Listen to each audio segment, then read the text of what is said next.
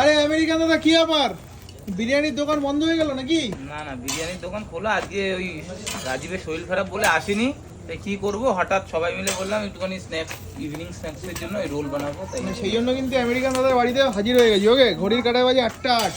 এখন আমরা খাচ্ছি নাকি ইভিনিং এর স্ন্যাক্স। চলো, আমেরিকান দাদা বানিয়ে ফেলেছে এগ রোল। আর কি আমেরিকান দাদাই রেডি করো নাকি? হ্যাঁ। এই পাশে বৌদিও রয়েছে, চলো রেডি করো।